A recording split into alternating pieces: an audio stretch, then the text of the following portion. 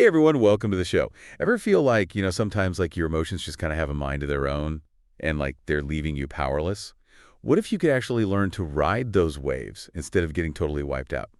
That's what we're diving into today with the 12-week DBT plan. It's a self-help workbook, and you'll find the Amazon link in the description. It breaks down these like powerful techniques of something called Dialectical Behavior Therapy, or DBT.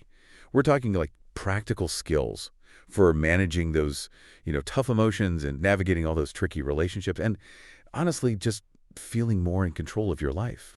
Oh, and don't forget to like and subscribe so you don't miss out on future deep dives. So the book is structured around this 12-week plan, and it's broken into 4 modules: mindfulness, distress tolerance, emotion regulation, and interpersonal effectiveness. Intrigued? You should be. Stick with us because this stuff is seriously life-changing. Okay, so let's unpack this whole idea of a dialectical approach. I'm curious, what does that even mean? Well, it's actually a pretty simple concept. Dialectics is this idea that two seemingly opposite things can both be true at the same time. Like holding 2 opposing ideas in your mind without like totally freaking out. Exactly. And DBT uses this by saying, hey, you can accept where you are right now and still work towards changing things. It's about finding that balance between acceptance and change, which is like key for emotional regulation. So it's not about denying reality. It's more like saying, okay, this is where I am, but it doesn't define me. I can still grow from here. That's a great way to put it. And what really struck me about the book is this emphasis that people cannot fail in DBT. It's so encouraging, almost radical in its acceptance. Right. It takes the pressure off. Like it's okay to mess up. It's okay to struggle. It's all part of the process. Exactly. DBT assumes that everyone is already doing the best they can with what they've got. It's a very compassionate and non-judgmental approach. I love that. It feels so much more supportive than some other self-help approaches out there that can feel kind of harsh. So you don't need a specific diagnosis to benefit from this, right? That anyone can learn and use these skills. Absolutely. The book explicitly says that these are skills that we all need to live our lives well. Think of it as like building emotional resilience for everyday life. I like that. If it's not just about fixing problems, it's about thriving. And speaking of thriving, this wise mind concept is super intriguing. So it's like finding that sweet spot where your emotional and rational minds can actually work together, right? It is. It's about being present, aware of your emotions without letting them completely take over, and then using your rational mind to make wise choices. So it's not about suppressing emotions. It's about integrating them with logic. Exactly. And the book encourages us to set ourselves up for success by making these skills a habit, like brushing our teeth, journaling, practicing regularly, that kind of thing. Makes sense. Consistency is key with anything new we're trying to learn. Okay, let's shift gears a bit and talk about this biosocial theory. It's presented as the foundation for understanding emotional dysregulation. I'm curious to hear more about that. Sure. What's fascinating about this theory is that it sees emotional dysregulation as a combination of two things: biological sensitivity and invalidating environments. So some people are just wired to be more sensitive, and then if their environment doesn't teach them how to deal with those intense emotions. Yeah, it can lead to struggles with regulation. Imagine being a kid who feels things very deeply, but your emotions are constantly dismissed or criticized. You don't learn how to cope effectively. That's a powerful image. It makes so much sense why those early experiences would shape how we manage emotions as adults. And what's even more interesting is that recent DBT research suggests that sensitivity to other people's distress might be even more central than your own biological sensitivity. Yes, it's not just about how you feel, it's about how attuned you are to the emotional states of those around you. Wow, that adds a whole other layer of complexity. All right, so we've laid the groundwork. Let's get into some specific techniques. One that jumped out at me was the stop skill. So simple, yet so powerful in a crisis. It's brilliant in its simplicity. Stop, take a step back, observe, proceed mindfully. Just those 4 steps can interrupt an impulsive reaction and give you a moment to choose a wiser response. It's like hitting the pause button before you do something you might regret. Exactly. That pause creates space for you to observe what's happening both inside you and in the situation. Then you can make a conscious choice about how to respond instead of just reacting on autopilot. Exactly. And that's where the mindfulness piece really comes in. So speaking of managing crises, we've also got the TIP skill, which seems to target the body's response to stress. Right. TIP stands for temperature, intense exercise, and paced breathing. These are quick ways to shift your physiological state and calm the nervous system down. I'm especially intrigued by that cold water technique. Plunging your face in ice water for 30 seconds, that sounds intense. What's the science behind that? It triggers something called the dive response, which is a physiological reflex. Basically, your body thinks you're going underwater and automatically slows your heart rate down to conserve oxygen. Wow, that's fascinating.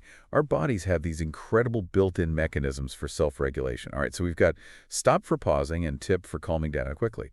Now, let's talk about those longer-term strategies for managing distress, the improved skills. Think of these as building a foundation of emotional resilience. It stands for imagery, meaning, pray, relaxation, one thing in the moment, vacation, and encouragement. So many tools in one acronym. I love how this book is packed with practical strategies.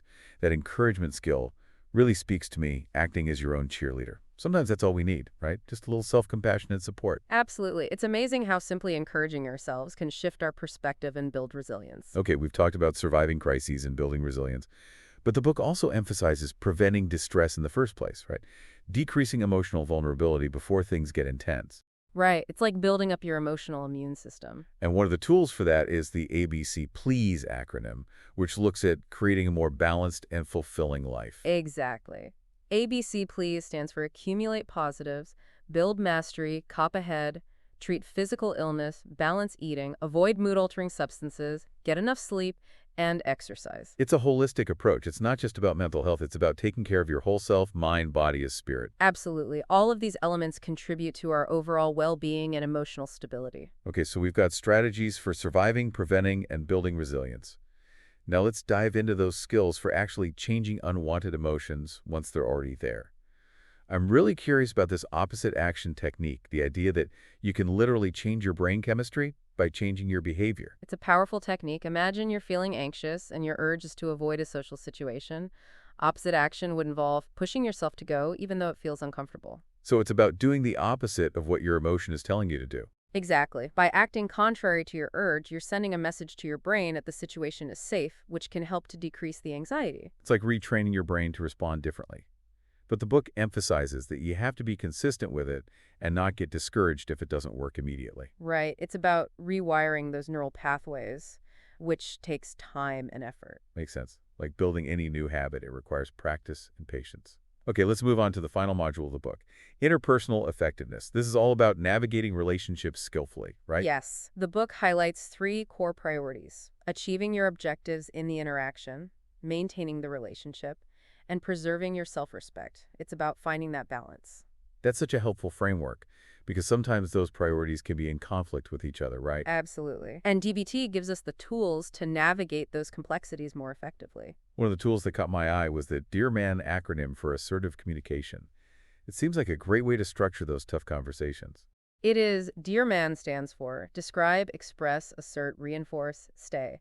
Mindful, appearing confident, negotiate. So it's a step-by-step guide to being clear and assertive without sacrificing the relationship. Exactly. It helps you get your point across while also respecting the other person's perspective. And the book talks about the importance of acting confident, even if you don't feel it, which is a really interesting idea. It's about using your body language and tone of voice to project confidence, which can actually help you to feel more confident internally. Like faking it till you make it. In a way, yes, but it's more about harnessing the power of our own behavior to influence our internal state. So, along with Dear Man, we also have the GIVE skills, which seem to be all about prioritizing the relationship when things get tense. Right. JOB stands for be, gentle, act, interested, validate. Simple but powerful. And then we have the FAST skills for those times when self-respect needs to take priority. Exactly. FAST stands for be, fair, no, apologies, stick to your values, be truthful.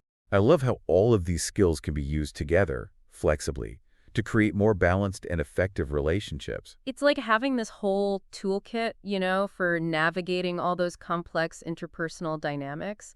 And the more you practice, the more intuitive it becomes. Like you just know which tool is right for each situation. It's like becoming an emotional ninja. Okay, so one thing that keeps coming up in the book is this whole idea of validation.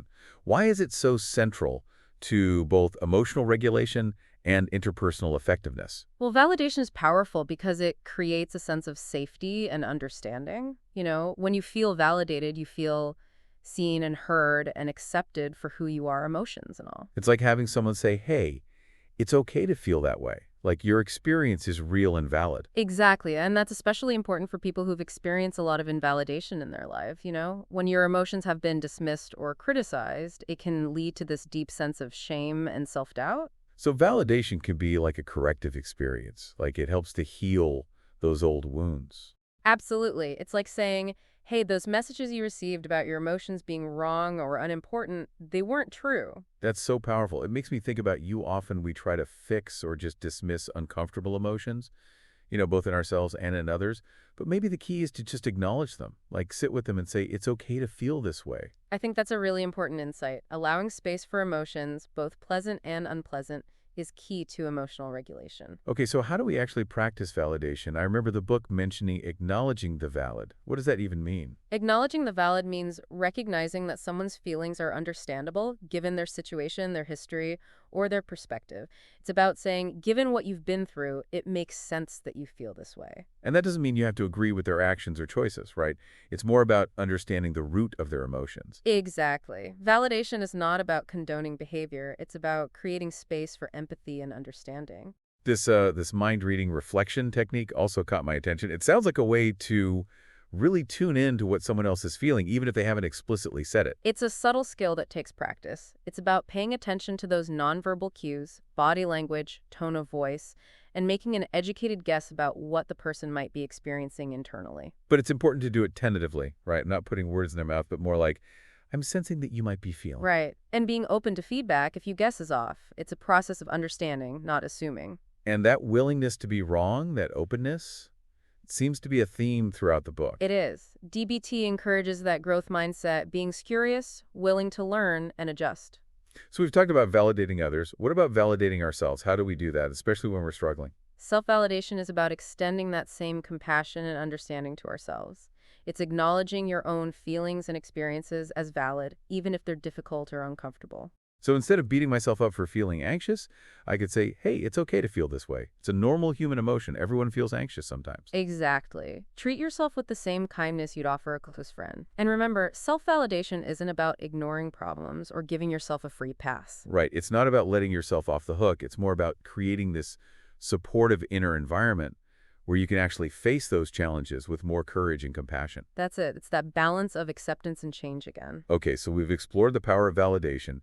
Now let's dive back into those specific skills for navigating relationships, starting with those I skills. Remember, these are all about prioritizing the relationship and fostering connection, especially when things are a little tense or challenging. Be gentle, act interested, validate. It's like a simple recipe for creating more harmony. But what about those times when maintaining our self-respect becomes the priority? That's where the fast skills come in, right? Exactly. Be fair, no apologies. Stick to your values. Be truthful. These are essential for setting boundaries and honoring your own needs. That tension between preserving the relationship and honoring your own needs, that could be tough to navigate. Any advice on finding that balance? Communication is key. Using clear, assertive language to express your needs and boundaries can help prevent resentment from building up. And remember, it's okay to say no. It's not selfish to prioritize your well-being. Right, healthy relationships involve give and take. Both people need to feel respected and heard. I also love the book's emphasis on acting confidently, even if you don't quite feel it yet. It's amazing how much our behavior influences our internal state. Projecting confidence, even if we're faking it at first, can actually help us to feel more confident over time. It's like creating a self-fulfilling prophecy. And speaking of prophecies, the book is big on practicing these skills regularly, not just waiting for a crisis. It's about making them a part of our daily lives. Think of it like building emotional muscle memory. The more you practice, the more readily available these skills will be when you need them. The book even suggests creating a self-soothing kit. Having those go-to tools for calming down and shifting your emotional state sounds so helpful. It's like creating your own personal sanctuary, a space where you can go to recharge and find solace. What would you put in a self-soothing kit? Think about all your senses: sight, sound, touch, smell, taste. What brings you comfort and peace? Maybe it's a soft blanket, your favorite music, a scented candle, a cup of tea. It's about having those tangible reminders of things that bring you joy. Exactly, and having them readily available so you can access them when you need them most. I also appreciated the book's reminder that personal growth is a process, not a destination. It's okay to stumble, to make mistakes, to not be perfect. It's all part of the journey. The important thing is to keep practicing, keep learning, and keep moving forward. That reminds me of something we haven't talked about yet, willfulness versus willingness. I remember that being a key distinction in DBT. It is. Willfulness is that digging in your heels, resisting change, trying to force things to be different than they are. It often comes from a place of should. Whereas willingness is about accepting reality as it is and working with it, not against it. Exactly. It's about recognizing that you can't always control what happens, but you can control how you respond. That's such a powerful shift in perspective. It feels much more freeing than constantly battling against circumstances or emotions. It is. Willingness doesn't mean you have to like the situation, but it means choosing to stop fighting it and focus your energy on what you can control. I love that. It's about surrendering to the present moment and choosing a wiser response. And that brings us to the end of our deep dive into the 12-week DBT plan. It's been quite a journey exploring all these tools and techniques. So as we wrap up, I'm curious, what are some of your biggest takeaways from this whole deep dive into the 12-week DBT plan? Like, what really stood out to you? For me, it's that reminder that we're not like at the mercy of our emotions. DBT gives us all these practical tools for understanding and managing them. It's empowering. I agree. That sense of empowerment is what makes this approach so transformative. It also highlights the power of validation, both for ourselves and for others. That really resonated with me. Yeah, me too. It's such a simple concept, but it can have such a profound impact on our relationships and our own well-being. Okay, so here's a thought-provoking question for you and for our listeners. If you could master just one DBT skill, which one would you choose and why? Ooh, that's a tough one. There are so many valuable skills in this book, but if I had to pick just one, I think I'd go with willingness. Interesting. Tell me more about that. Well, because I think so much of our suffering comes from fighting against reality. It's like clinging to how we think things should be instead of accepting how they actually are. That makes sense. Willingness is about surrendering to the present moment, letting go of that struggle, and choosing a wiser response. Exactly. And it doesn't mean giving up or resigning yourself to a bad situation. It's more about focusing your energy on what you can control, which is ultimately your own response. That's a powerful reminder, and it ties back to that sense of empowerment we were talking about earlier. Even when things feel chaotic or overwhelming, we always have the power to choose our response. Well, this has been such an insightful conversation. I want to thank you for joining me on this deep dive into the 12-week DBT plan. It's been my pleasure. And to all our listeners out there, thank you for being here. We would love to hear your thoughts on this episode. What was your favorite part? Which skill are you most excited to try out? Share your comments below. Let's keep the conversation going. And don't forget to subscribe to the channel so you don't miss out on future deep dives. Until next time, keep learning, keep growing, and keep diving deep.